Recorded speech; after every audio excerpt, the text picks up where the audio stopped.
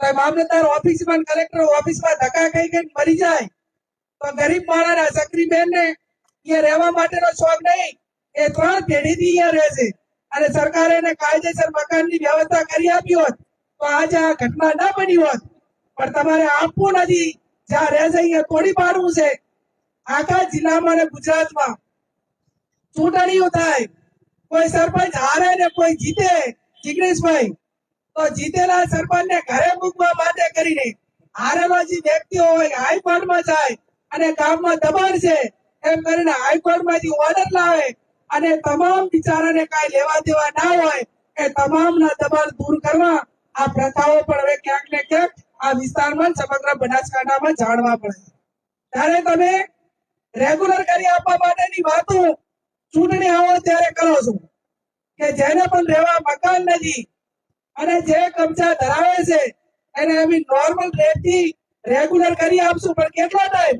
ચૂંટણીનું જાહેરનામું પડે અને ચૂંટણી પતી જાય, વોટિંગ ના 5 વાગ્યા સુધી વાત હોય, પછી જીત્યા પછી બીજે દાડે વાત હોતી નથી. આ વાત સાચી કે ખોટી? ક્યાંક ને ક્યાંક હવે લોકોને જાગૃત થવું પડશે પોતાના હકને અધિકાર માટે.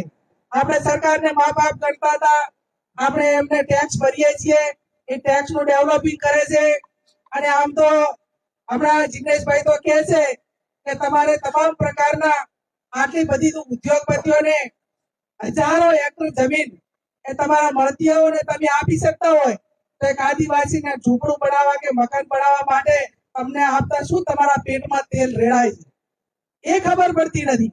તમને એક વિધવાને મકાન બનાવી આપવા માટે તમારા પેટમાં કયું તેલ રેડાય છે અને કઈ તમારી માનસિકતા છે ગરીબ માટેની, એક વિધવા માટેની.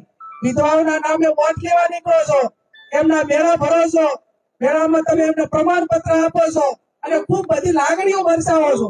એ લાગણીઓ કાયમી સભાઓમાં વરસાવો છો ભાષણમાં, એવી વાસ્તવિકતા ઝીરો ગ્રાઉન્ડ ઉપર જ્યાં એને જરૂર છે એના ગામમાં એના પરિવારમાં જ્યાં ઈ રહે છે અહીંયા તમે મદદ કરો તો અમે તમને બધાને વિરોધ પક્ષ તરીકે પણ અભિનંદન આપશું.